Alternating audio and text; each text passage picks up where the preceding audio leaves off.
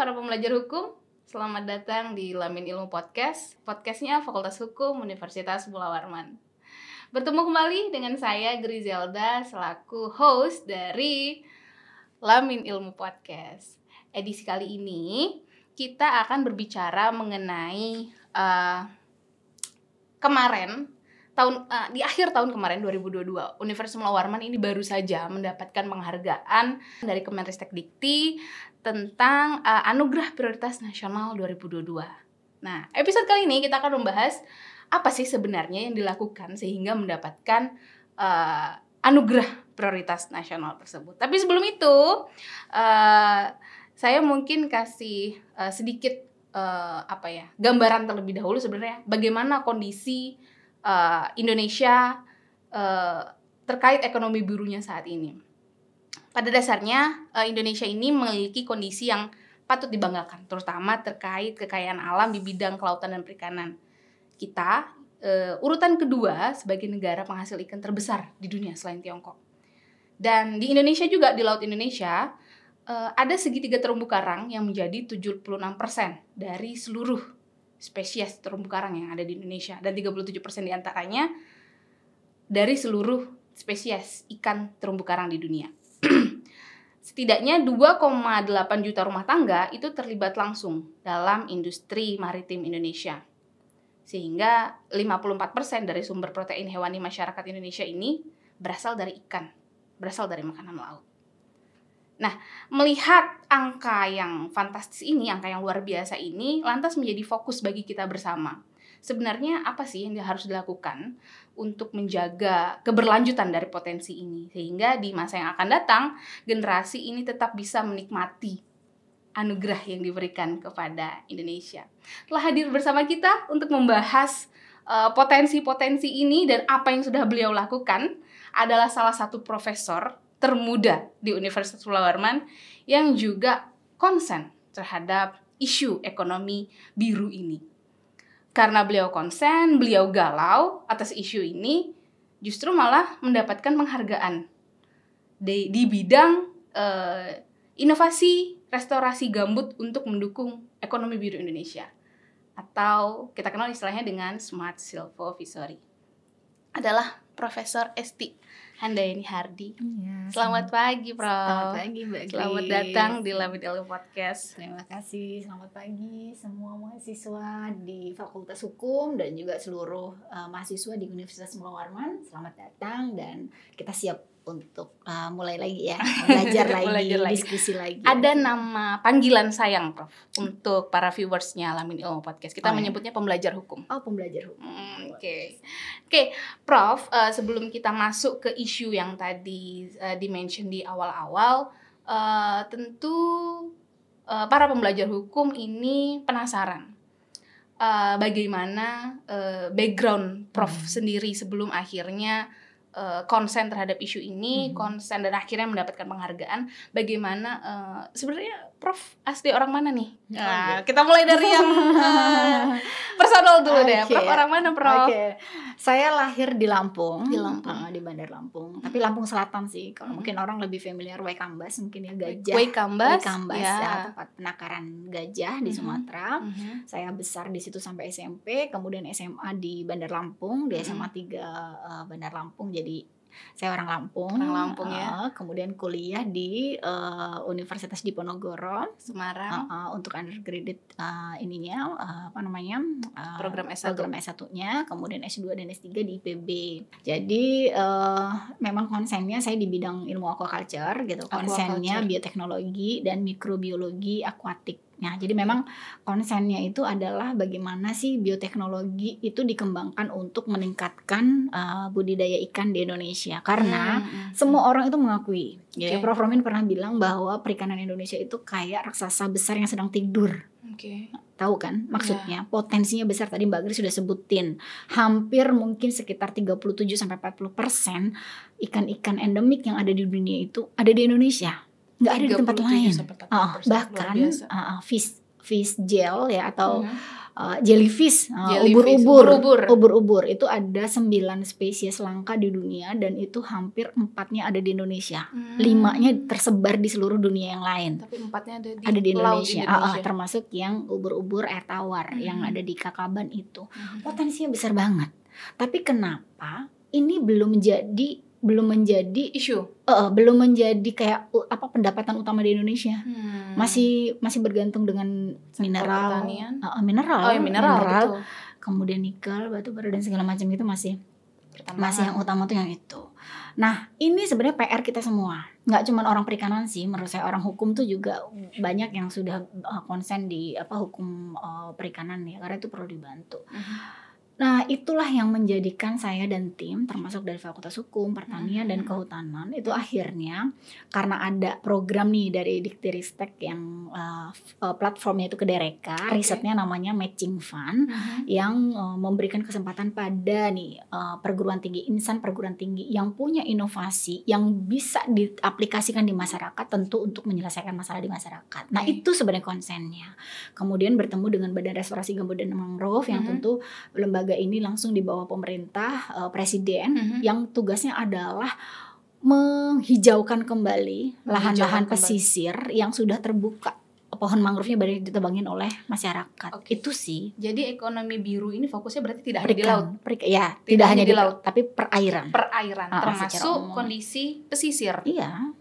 Di mana di situ juga tidak lepas dari potensi-potensi yang besar. Betul. Salah satu potensi itu ada mangrove di situ ya, Prof. Iya. Ada mangrove, ada padang lamun dan itu juga menyimpan terumbu karang juga termasuk di situ. Karena bergantung dari ekosistem mangrove-nya. Nah, kenapa program ini penting sampai pemerintah langsung bikin lembaga khusus yang konsen untuk restorasi gambut dan mangrove? Karena semua orang paham bahwa ekosistem mangrove itu barrier untuk semua kehidupan loh. Gak cuma ekosistem yang ada di perairan, tapi semua kehidupan yang akhirnya di darat itu bergantung dengan ekosistem mangrove. Akhirnya ini penting. Nah, akhirnya kami teman-teman, gimana yuk kita bantu nih pemerintah, kok kayaknya restorasi ekosistem mangrove nggak selesai-selesai deh dari dulu gitu loh. Ternyata ada miss di sini. Missnya itu adalah bahwa yang orang buka tambak itu pengen dapat hasil sebesar-besarnya, terus pemerintah pengen nanemin. Nah, sementara anggapan dari masyarakat itu masih tambaknya semakin luas berarti income-nya semakin banyak. Nah, istilahnya kalau di perikanan namanya ekstensifikasi. Jadi sebenarnya ada gap. Ada pemahaman yang nggak sejalan. Kayak ada pemahaman inginnya masyarakat mendapatkan hasil panen yang besar, tapi pemerintahnya pengen itu lahannya sebagian besar ditanamin mangrove. Tentu ini tidak bisa harmonis. Nah, akhirnya itu ketemu namanya smart silvofishery. Oh, ini jalan keluarnya. Jalan keluarnya. Ini sebenarnya bukan hal baru. Saya kalau dibilang ini baru ya enggak. Silvofishery itu saya pertama kali baca, mungkin ada yang lebih lama ya, tapi artikel yang saya baca itu di tahun 2012. Itu peneliti dari Belanda kalau nggak salah namanya Bang kok saya jadi lupa ya, artikelnya itu saya baca terus tapi saya lupa. Dia menceritakan 3 konsep silvofishery yang dilakukan oleh masyarakat di Delta Mahakam. Ada empang parit, kemplangan, empang parit disempurnakan. Sebenarnya itu udah lama. Tapi kenapa sih masyarakat itu enggak? Sebentar, Prof. Sebagai orang yang awam ya, Prof. Okay. Jadi sudah ada konsep smart silvofishery ini dari bukan smart silvofishery, silvofishery dari 2012. Dari 2012 sih artikel yang saya baca itu paling lama. Terlama itu 2012 di mana di artikel tersebut menyebutkan ada 3 metode. Ada tiga konsep sebenarnya budidaya ikan di ekosistem mangrove. Di Delta Mahakam khususnya. Di Delta Mahakam karena risetnya di Delta Mahakam. Apa saja itu, Prof? Ada sistemnya empang parit. Terus empang parit disempurnakan. Dan komplengan. Dan ini sudah dilakukan oleh masyarakat di Delta Mahakam. Nah, ini bukan sudah dilakukan ya. Ini 3 konsep yang sebenarnya menurut dia bisa dikembangkan dengan kelebihan dan kekurangannya masing-masing. Dan setelah itu banyak banget artikel yang ngebahas itu. Yang mau saya garis bawahi adalah kenapa konsep yang bagus itu masyarakat nggak bisa terima. Ada gap besar dari pemahaman masyarakat setelah kami turun ya dari teman-teman dari Fakultas Hukum, Pertanian dan Kehutanan.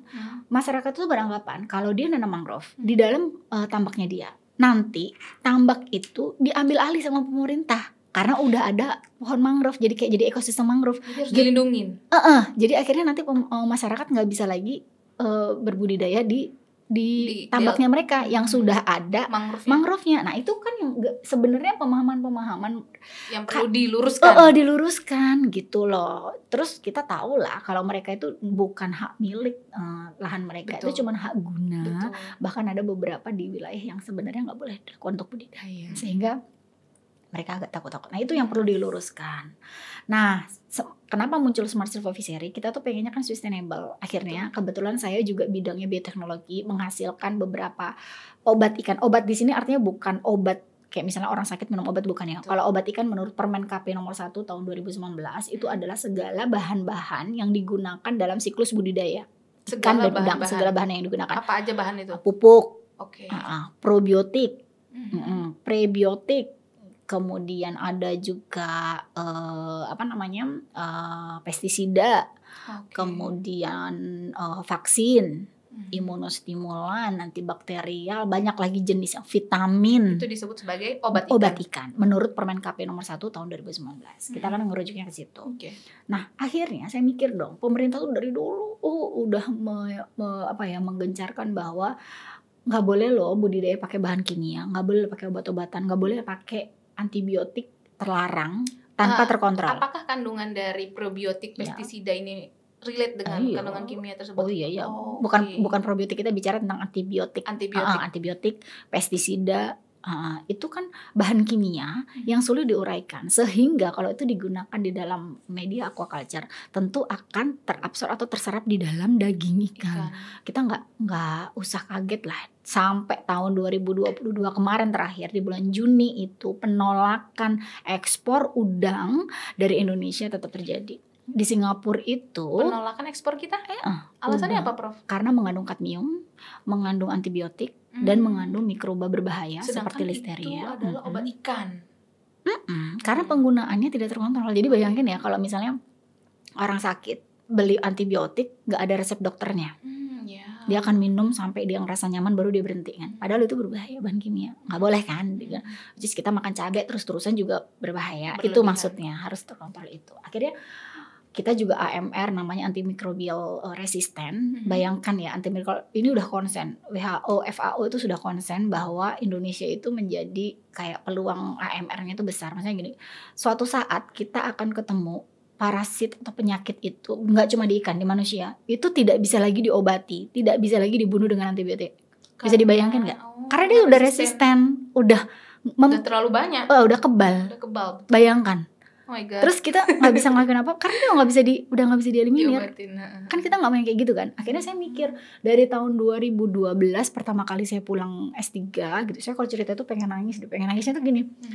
Ya ampun, kita tuh bukan nggak bisa ngelakuin apa-apa, bisa, solusinya tuh ada. Cuman memang perjalanan saya sampai dapat izin edar tuh juga 3 tahun itu juga nggak mulus. Dan kalau teman-teman saya bilang itu kayaknya nggak bisa dilalui manusia biasa. Dari obat ikan yang Prof sampai dapat izin edar, sampai dapat izin edar dari Kementerian Kelautan Perikanan. Kalau obat ikan itu yang ngeluarin izin KKP, Kementerian Kelautan Perikanan, bukan BP POM, bukan. Sebentar, saya mau jelaskan dulu ke pembelajar. Jadi Prof menghasilkan sebuah inovasi. Salah satunya adalah obat ikan. Ya. Nah, bagaimana obat ikan ini menjadi lebih baik dari obat-obat ikan yang Prof sebutkan sebelumnya? Yang pertama, bahan-bahan itu dibuat dari 100% bahan alami. Jadi tidak ada mengandung apa-apa. Bahan kimia. Enggak, dibuat dari ekstrak tanaman yang lokal Indonesia. Dan saya bisa bilang itu adalah obat ikan pertama di Indonesia yang dibuat dari bahan bakunya lokal. Nggak ada bahan baku impor, nggak ada. Saya berani garanti. Sehingga itu ketika dikonsumsi oleh ikan terus-menerus, dampaknya tentu akan positif ya? Ya, karena bisa diuraikan. Karena bahan organik kan, itu mudah diuraikan. Terus yang kedua, karena kita pakainya crude itu semua bahan di ekstrak itu kita pakai. Jadi multiple effect. Jadi dia nggak cuma antibakterial, dia nggak cuma imunostimulan, tapi dia juga bisa meningkatkan pertumbuhan. Kemudian waktu rilis di perairan dia bisa membantu meningkatkan probiotik yang baik, gitu-gitu tuh. Karena kita pakai crude ekstrak. Jadi kita pengennya tuh sebenarnya gini loh.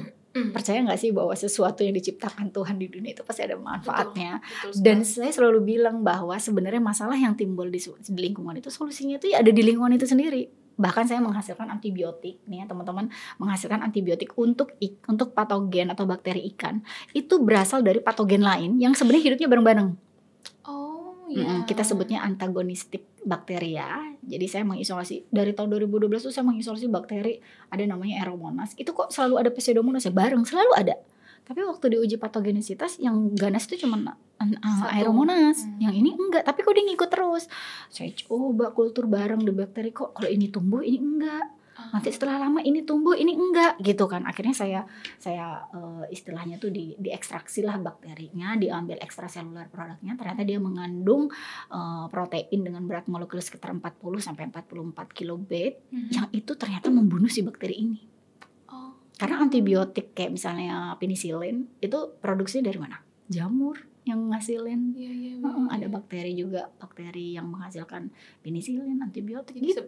Jadi sebenarnya apapun masalahnya ya bakalan ada di lingkungan itu sendiri solusinya gitu. Karena dia muncul pun ya gitu. Nah, itu karena kita yang tidak menyadari hal tersebut. Dan kadang-kadang kita tuh juga risetnya nggak konsen. Orang risetnya tuh kayak lompat-lompat gitu loh. Nah, makanya saya sih menghimbau gitu ya, maksudnya setiap dosen tuh kenapa sih harus punya roadmap? Fokus aja satu masalah yang ada di depan mata kita, dan kita satu orang tuh ya fokus dengan satu masalah di depannya itu, dia ngerjain 10 tahun pasti selesai tuh. 10 tahun jadi profesor juga tuh dia, karena kan linear riset terus gitu loh, nggak usah sekarang lagi rame apa ya risetnya, lompat lagi kayak gitu. Sebenarnya itu. Saya kembali ke isu kita tadi. Nah, tadi Prof bilang lama izin segala macam. Apa yang terjadi, Prof? Apa yang terjadi? Mungkin ini kita juga belum terbiasa ya di kampus itu, terutama di Unmul. Menurut saya gini, kalau iklim risetnya udah bagus, tapi iklim bagaimana riset itu dikembangkan menjadi produk komersil itu belum.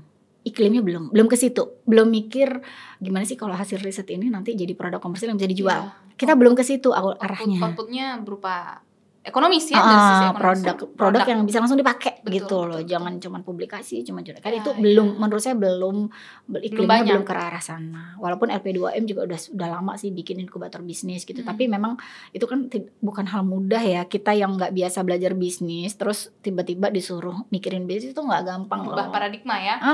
Kan harus harus ada orang konsen begitu gitu. Akhirnya saya inventor riset ya iya, produsen iya, promosi iya, kemudian jual juga iya, kan akhirnya itu hal yang menghabiskan waktu gitu loh. Nah, jadi mungkin itu juga yang perlu dibangun. Masalahnya lebih pada kesiapan kita, memang bukan industri gitu ya, bukan sebuah industri yang memang siap memasarkan produk-produk itu PR besar buat saya di Unmul, karena saya tahu teman-teman saya itu menghasilkan riset yang bagus banget yang sebenarnya aplikatif gitu, tapi belum didorong jadi produk komersil. Itu PR kita bareng-bareng. Nah, kembali ke situ tadi. Nah, kita mikir gimana sih supaya silvofiseri yang udah lama itu, yang konsep yang sudah ada itu bisa diterima sama masyarakat. Karena pro kontra. Nah, itu akhirnya jadi saya bikin namanya Smart Silvofiseri. Smart Silvofiseri itu adalah kita benar-benar ngelola dari awal sampai akhirnya itu nggak ada sentuhan bahan kimia. Semua pakai obat itu.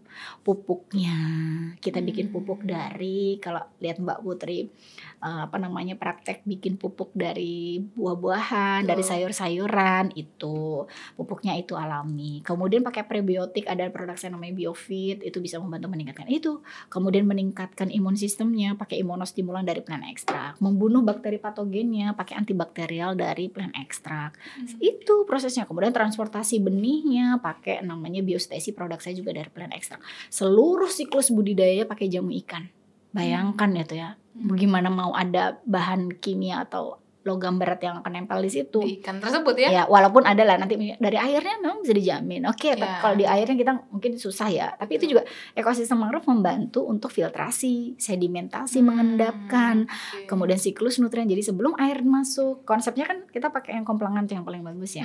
Jadi kita, di antara 3 tadi komplangan yang paling bagus. Paling bagus. Walaupun saya coba juga empang parit dan komplangan, mencoba dari awal gitu ya. Cobain mana sih yang paling bagus. Kita kan ini menonjolkan fungsi dari ekosistem mangrove-nya.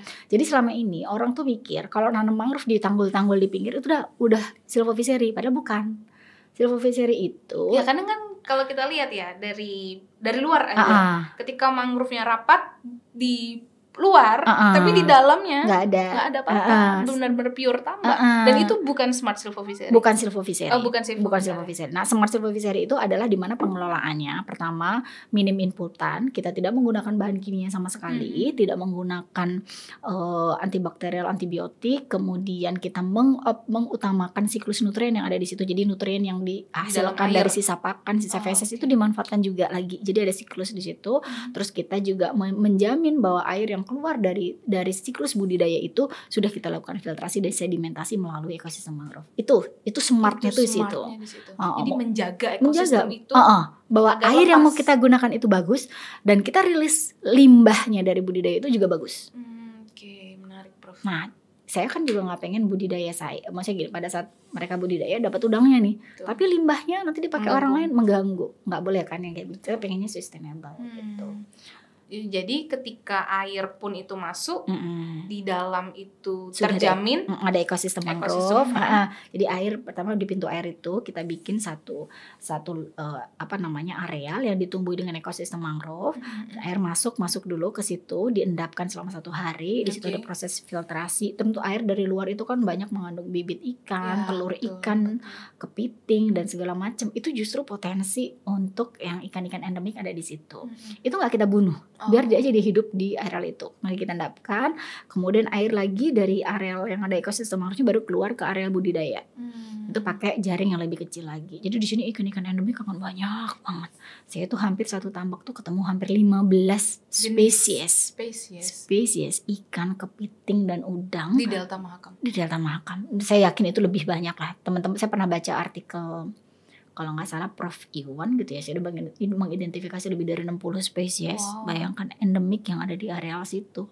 Jadi itu kalau orang kan selama ini mereka pakai namanya saponin untuk membunuh ikan-ikan itu sebelum mulai budidaya. Karena ikan-ikan itu nanti kalau besar jadi hama, makanin bibit udang mereka. Jadi sebelum mulai dibunuh dulu, bayangkan. Padahal itu aset loh. Nah, karena kan perlu tuh ekosistem mangrove untuk menampung ikan-ikan yang tadi. Terus kemudian setelah 1 malam dialirkan ke areal itu, setelah budidaya baru airnya dikeluarkan melalui ekosistem mangrove. Nah, teknik lagi yang sudah banyak diikuti oleh mereka itu, kan sebenarnya mereka tuh dapat benih yang kurang baik lah kalau saya bilang. Maksudnya kerentanan, karena belinya itu kan dari sini tuh susah, jadi mereka beli dari Surabaya gitu, dari Makassar gitu. Dari sini susah itu nggak ada apa gimana, Prof? Iya, nggak tahu. Terbatas jumlahnya. Nggak tahu kok, kita nggak punya pembenihan udang, terus saya juga nggak tahu hatchery udang nggak ada di sini. Ada pun jumlahnya nggak banyak gitu. Akhirnya mungkin cuman 1 petambak yang dapet gitu kan. Nah, dengan kualitas yang kurang bagus itu akhirnya waktu ditebar ke tambak, SR-nya rendah, cuma sekitar 40, bahkan ada yang cuma dapat 5%, bayangkan. Kalau tebar 5.000 cuma dapat kalau 5% itu berarti sekitar 50 ya. Kan hasil panennya seperti itu. Kan eman banget kan? Apa yang terjadi, Prof? Ya karena benihnya itu benihnya yang jelek tadi. Waktu dia benihnya masih terlalu kecil, sekitar 0,01 gram itu langsung ditebar. Itu kan sekitar PL 10, PL 15 gitu ya. Kalau dari yang saya dapat itu belum siap ditaruh di lingkungan alam yang nggak ada pakannya di situ dan segala macam, kurang lah gitu ya. Nah, saya bikin kayak karamba kecil gitu ya di tambak. Fungsinya untuk penggelondongan tuh ngebesarin sedikit lah ukurannya. Tapi waktu penggelondongan itu cuma sekitar 10 hari. Di situ kita kasih makan udangnya. Kemudian dikasih kayak scramble gitu. Saya bikin dari kepala udang, kemudian tepung kedelai gitu, terus dicampur dengan fitoimun gitu ya, dicampur terus dikasih makan scramble dia itu selama 10 hari. Akhirnya grade-nya agak naik nih jadi sekitar 0,5, udah lebih besar ya dari 0,01. Baru lah kelihatan banget dan mereka lihat gede ya, udah mulai segini. Yang tadinya cuman kayak jarum tuh jadi sekitar segini. Itu kan udah gede kan. Nah, itu baru siap ditebar ke tambak. Nah, itu smart silvofishery-nya itu juga udah mulai gitu. Itu bagian dari smart silvofishery. Jadi bagaimana mempersiapkan si benih ini supaya siap untuk ditebar ke tambak gitu. Padahal cuma 10 hari ya, Prof. 10 hari. Dampaknya gimana, Prof? Iya, jadi akhirnya karena dia ukurannya lebih besar gitu kan, dia siap ditebar ke tambak. Saya menghasilkan SR tuh sekitar 80-90% dapat. Wow. Sebesar itu pengaruhnya. Iya. Tapi tentu di awal itu kita preparasi tambaknya tuh harus diikuti nih, ada 10 langkah persiapan tambak gitu, yang mulai pengeringan dan segala macam itu memang harus itu untuk menjamin sebuah mekanisme supaya hasil panen itu bisa sampai 90% ya di itu kan. Nah, bagaimana dari konsep yang tadi Prof tawarkan, bagaimana ketika itu dicoba untuk disampaikan ke masyarakat? Bagaimana respon masyarakat terhadap hal tersebut? Kalau responnya masyarakat tuh pasti pertama kali itu apatis ya untuk beberapa daerah, tapi daerah lain tuh ada yang antusias gitu ya.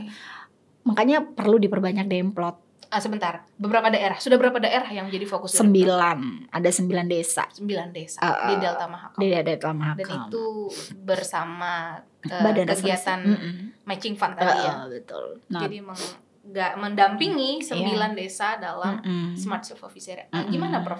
Nah, responnya itu kita bikin demplot. Kita bikin 2 demplot, satu di Salopalai, yang satu di Muara Badakulu. Kenapa sih kita pilih lokasi yang gak terlalu jauh? Yang pertama memang mahasiswa riset kebetulan dari Fakultas Perikanan dan Kehutanan itu stay di situ. Di tahun 2021 tuh ada sekitar 10 mahasiswa. Benar-benar riset dari awal di situ. Jadi benar-benar dia bisa mengevaluasi berapa sih sebenarnya serasah mangrove itu menghasilkan nutrien gitu ya. Berapa nitrogen totalnya, berapa kaliumnya, berapa nitrogennya, berapa fosfornya yang dihasilkan dari serasah mangrove yang ada di situ. Kita kan pengen mengevaluasi secara ekonomi, sosial, lingkungan secara menyeluruh ya gitu. Saya juga nggak bilang sih kalau konsep ini benar-benar sempurna, karena menurut saya disempurnakan lagi akan jauh lebih bagus gitu ya. Nah, kemudian di tahun 2022 ini sekarang ada 13 mahasiswa yang terjun ke tambak yang lain. Kita kan bikin demplot sebanyak-banyak. Nah, kalau jadi satu demplot sekarang yang di Salo Sembala saya kerjasama dengan Pak Ramlan namanya ya. Dan dia mengikuti tahapan-tahapan itu, dia teman-temannya ngelihat cuman pakai karamba kecil gitu aja udangnya bisa lebih besar gitu ya. Karena kan di karamba bisa dilihat secara langsung kan. Akhirnya udah banyak diikutin. Yang jadi mereka harus ngelondongin dulu udangnya sama ikannya, digedein sedikit gitu. Kalau nggak sampai ukuran konsumsi tapi digedein sedikit gitu sampai dia siap ditebar di tambak. Mau nener, mau kepit, mau bandeng, kemudian ada benih udang gitu. Terus kita juga kepiting yang pakai crab box, itu udah mulai yang kayak gitu. Jadi memang dikasih contoh dulu masyarakat, mereka melihat langsung, baru mereka tertarik. Makanya dilihatin itu jadi sebagai sekolah lapang. Ada tempat mereka ngelihat, ada tempat mereka untuk belajar gitu. Akhirnya kita kan ngebagiin klinik tambak, klinik hukum, klinik mangrove gitu. Kita keliling kayak puskesmas keliling lah. Royokan. Karena nggak mungkin bisa. Saya selama ini ya kalau riset tuh di laboratorium orang perikanan aja gitu. Tapi setelah berkolaborasi dengan fakultas lain itu kita tuh jadi melek, jadi semakin banyak yang bisa kita selesaikan gitu nggak sih? Ya, ketika banyak tangan, banyak kepikiran, banyak ide, ya kan?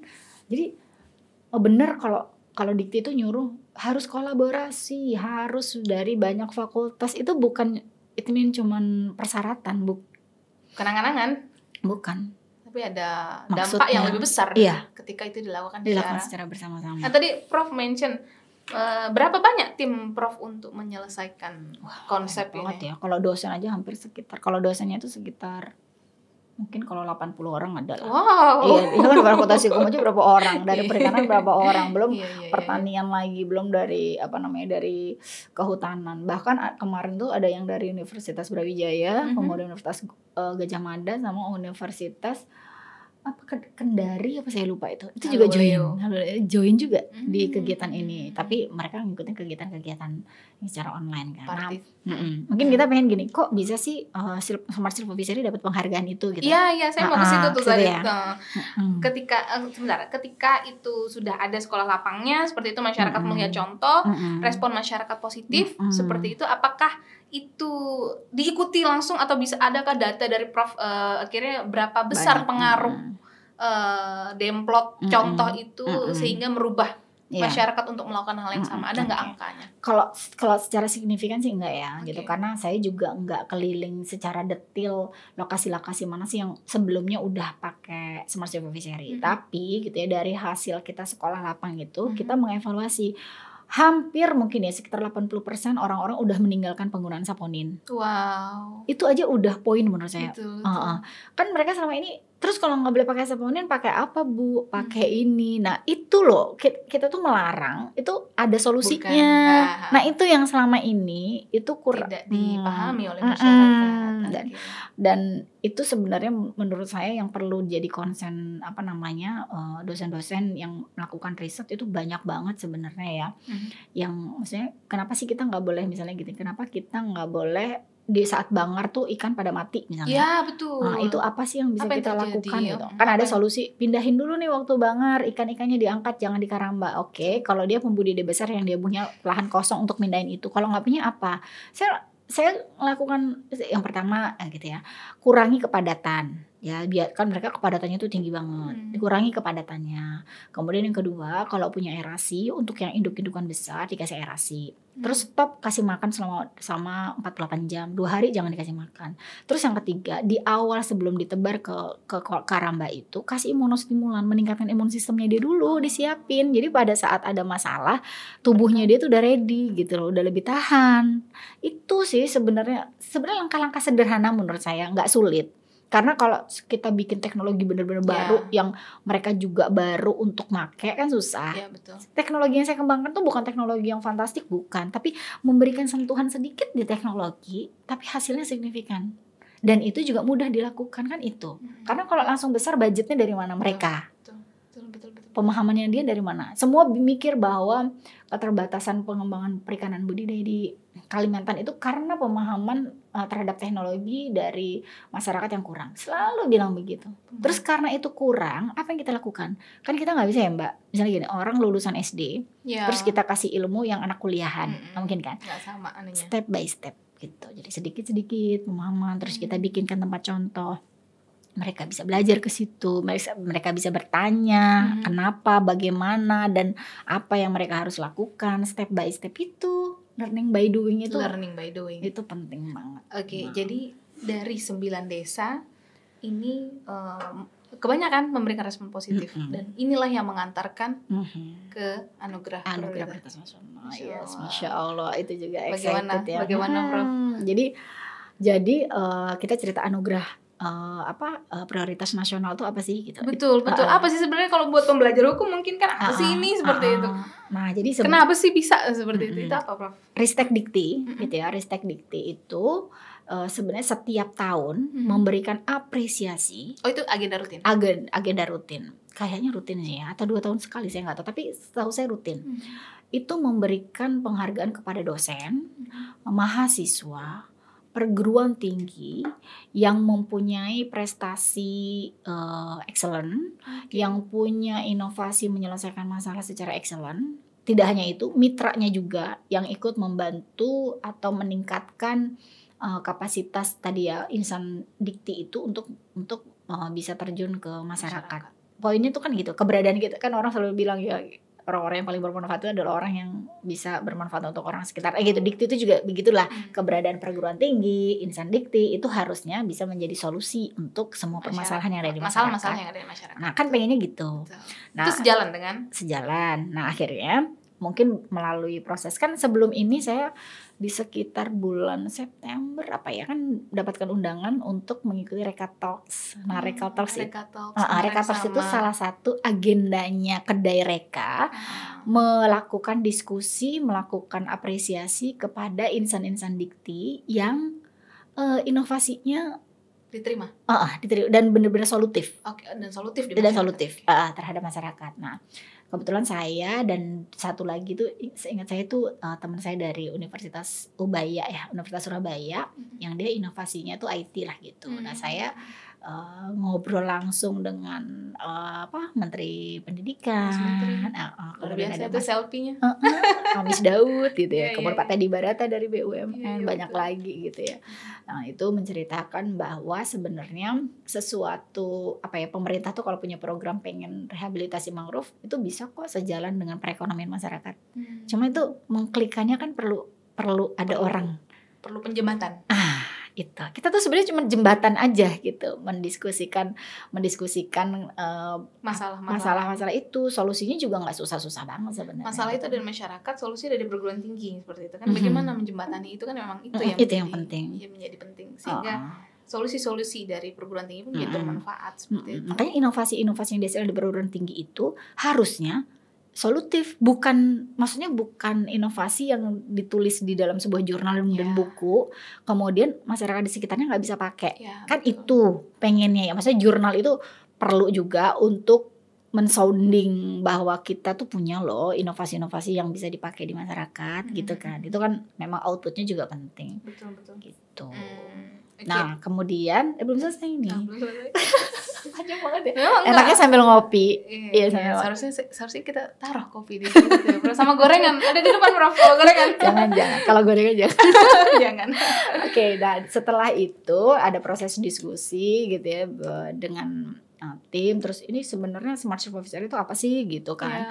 Terus bagaimana sih keterlibatan masyarakat sampai akhirnya kan masyarakat binaan kita yang kita dampingi itu sampai mendapatkan penghargaan dari presiden sebagai petani atau pembudidaya ikan dengan pengelolaan ramah lingkungan. Bayangkan juara 2 nasional.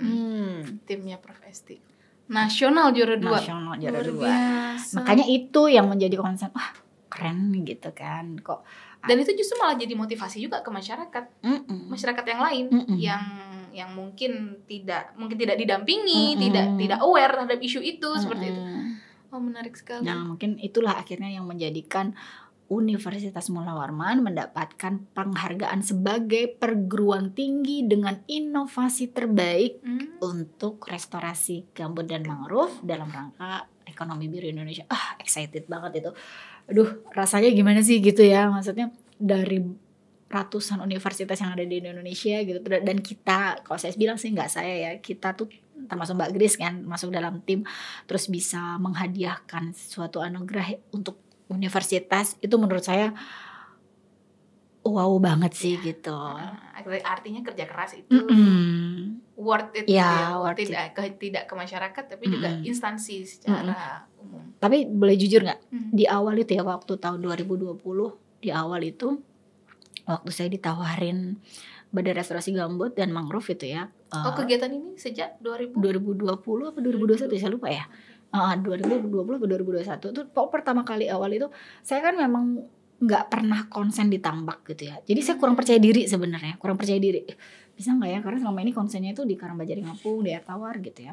Terus diyakini gitu sama teman-teman gini, bisa kok kita pelan-pelan, kita learning by doing juga gitu. Kita ngelihat masyarakat gitu, masyarakat maunya kemana, terus kita konsepkan nih yang mereka mau, yang kita tuh bisa apa sih, kita punya inovasi apa sih, masyarakat tuh pengennya gimana sih, Badan Restorasi gimana. Nah, ini kita formulasi jadi satu konsep itu akhirnya yang jadi smart silviculture.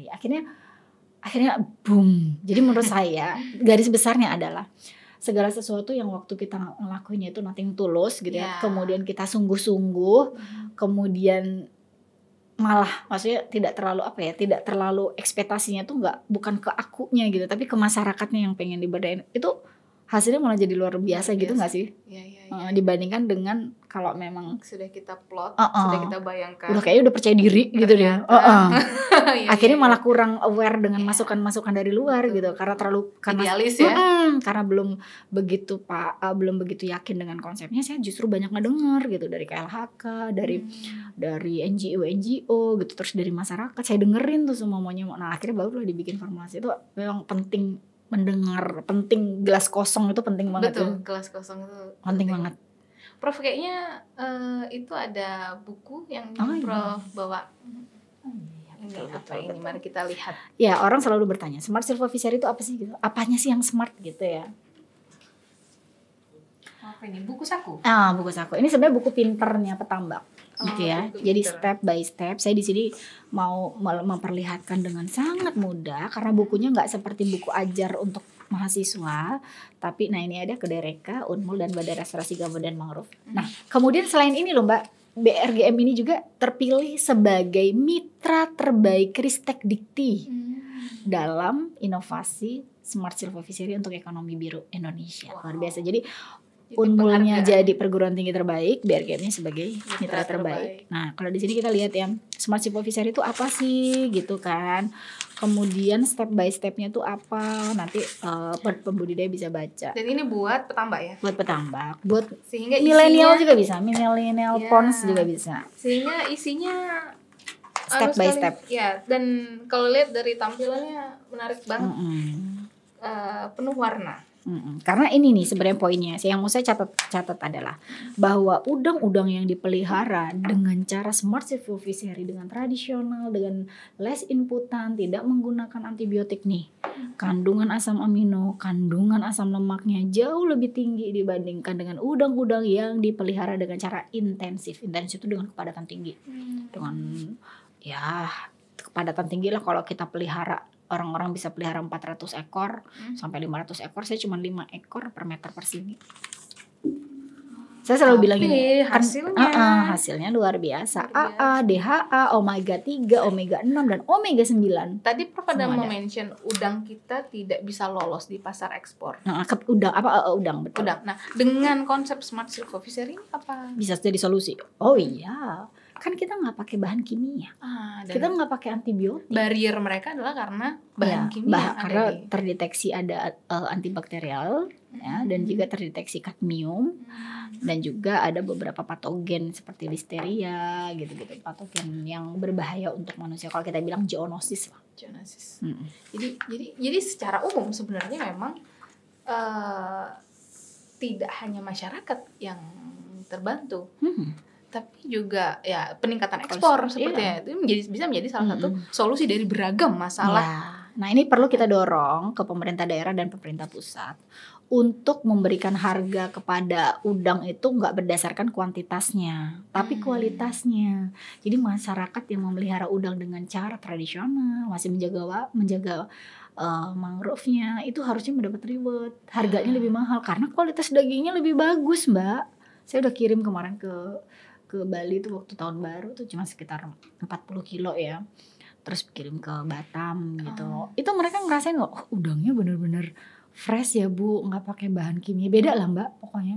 Saya selalu mikir gini, kenapa sih ayam kampung yang dipelihara liar, betul, yang cari makannya entah dilepas pagi balik maghrib, itu lebih mahal dibandingkan dengan ayam yang dipelihara di kandang. Betul. Terus kerbau-kerbau di area Toraja sana yang dipelihara di alam lepas dibandingkan dengan yang dipelihara di kandang, kenapa sih harganya lebih mahal? Karena di situ ada proses fisiologi dari hewannya. Waktu hewannya happy, hewannya tidak terkungkung, itu dagingnya maksudnya metabolismenya dia, fisiologi dia itu bagus, akhirnya mengeluarkan hormon-hormon positif sehingga menyebabkan dagingnya juga menjadi lebih baik gitu, lebih sehat. Nah, itu saya pikir kenapa saya pelihara polikultur. Di situ nggak cuma udang doang, ada ikannya, ada kepitingnya, ada rumput lautnya gitu. Karena saya mengadopsi di alam tuh begitu. Udang tuh nggak hidup sendiri, nggak bikin kaplingan sendiri yang ikan nggak boleh masuk, karena masing-masing mereka pada dasarnya ya bersama karena masing-masing organisme tadi itu kan kayak dia merilis ya. Misalnya gini, yang udang mengeluarkan sisa feses dimanfaatkan oleh ikan, dimanfaatkan oleh rumput laut menghasilkan oksigen, ini kayak gitu loh. Ada siklusnya ya. Itu yang dibangun, makanya ini pakai polikultur banget. Yang mau belajar detail step by step ini bisa dipelajari, terutama untuk anak-anak muda. Di mana nih Prof bisa dapat buku saku ini? Bisa cetak bebas nggak? Bebas. Ini bisa udah dijual kok. Dan yang terakhir gini, sertifikat dan ini dia yang terakhir. Perguruan tinggi dengan inovasi bidang restorasi gambut, mendukung ekonomi biru Indonesia. Anugerah prioritas nasional, luar biasa banget Prof. Wah, oke, Prof. Kita sudah melihat tadi bagaimana apa yang Prof lakukan sehingga mendapatkan anugerah tersebut, apa dampak-dampaknya, dan dampaknya ternyata tidak hanya bagi tim sendiri, tapi juga ke masyarakat, bahkan ke pemerintah dalam hal ini BRGM seperti itu kan. Nah,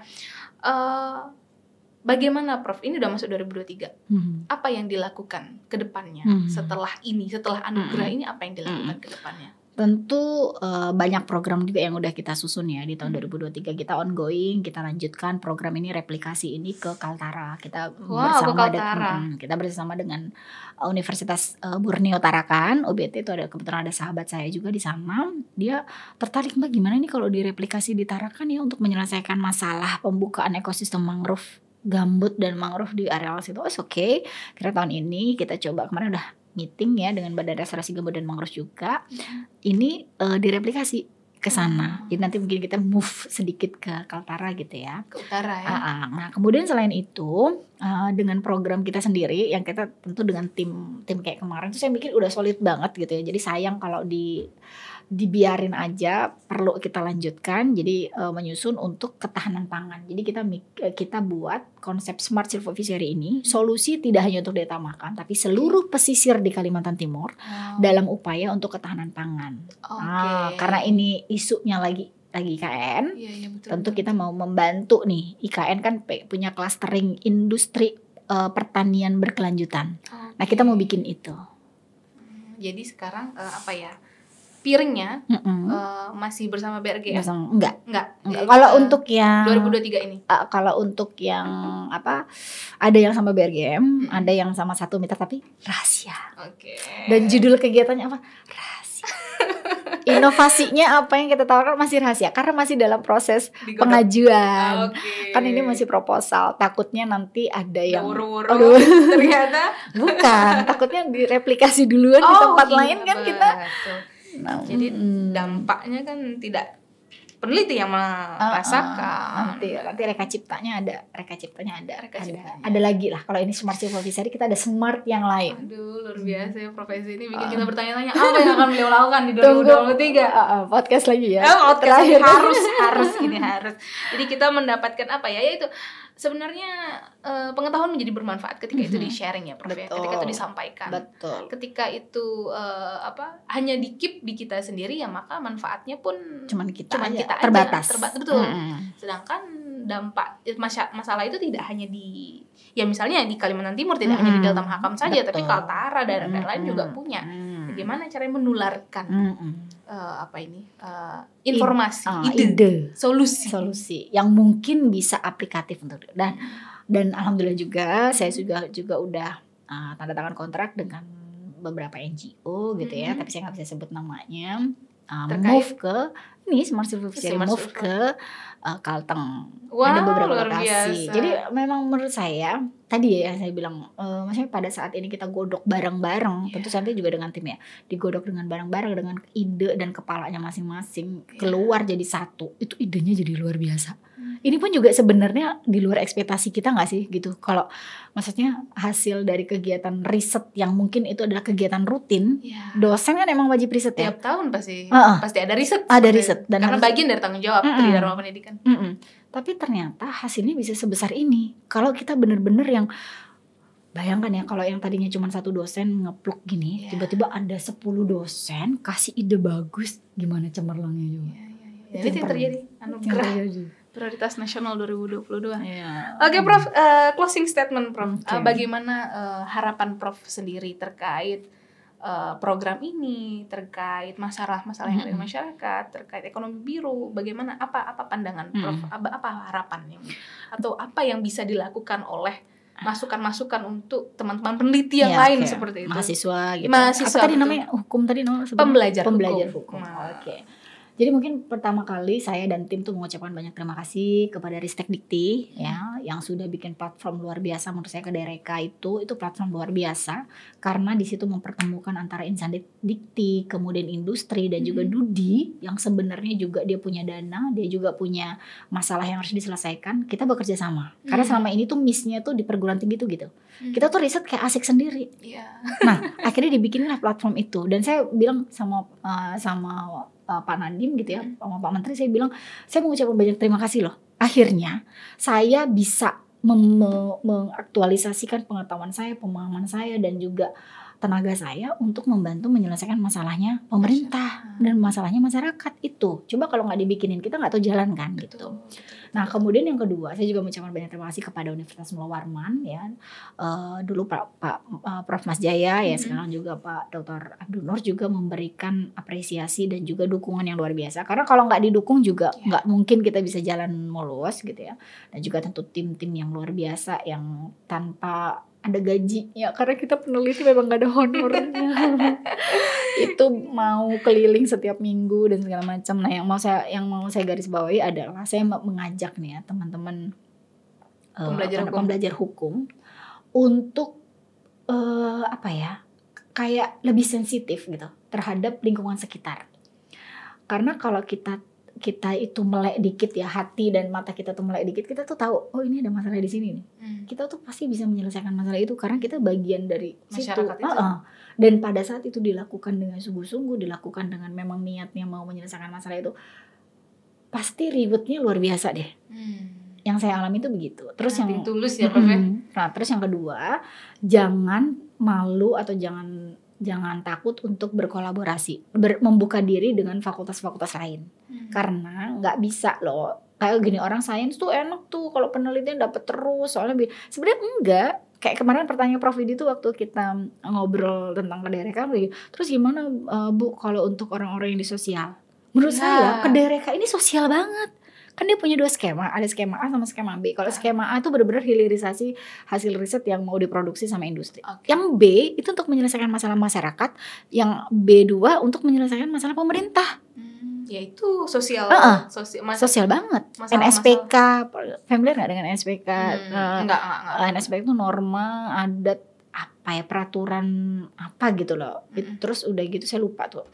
Kemudian naskah akademik dan segala macam. Itu kan kerjaannya siapa? Sosial, kerjaan ilmu sosial. Nah, itu jadi sebenarnya ada piring masing-masing. Ada piringnya masing-masing gitu. Jadi menurut saya ini saatnya gitu ya, insan dikti, dosen, mahasiswa itu turun tangan untuk menyelesaikan masalah. Karena jangan sampai kita ini, keberadaan kita diberikan potensi yang luar biasa oleh Allah itu hanya kita dan orang-orang terdekat yang memanfaatkan gitu. Jadi kita adalah, keberadaan kita itu adalah solusi untuk lingkungan dan masalah lingkungan di sekitar kita. Semangat ya. Wah, luar biasa sekali, senang sekali rasanya. Lamin Ilmu Podcast sudah lama tidak siaran, sekalinya siaran kedatangan tokoh inspiratif ya, para pembelajar hukum. Terima kasih banyak Prof Esti. Semoga apa yang Prof sampaikan ya memberikan manfaat tidak hanya ke masyarakat tapi juga untuk ke teman-teman pembelajar hukum. Baik pembelajar hukum, terima kasih banyak sudah tetap mengikuti diskusi bersama Prof Esti Handayani Hardi, dan sampai ketemu di episode Lamin Ilmu Podcast berikutnya. Assalamualaikum. Wah, luar biasa. Ini kayak ngobrol.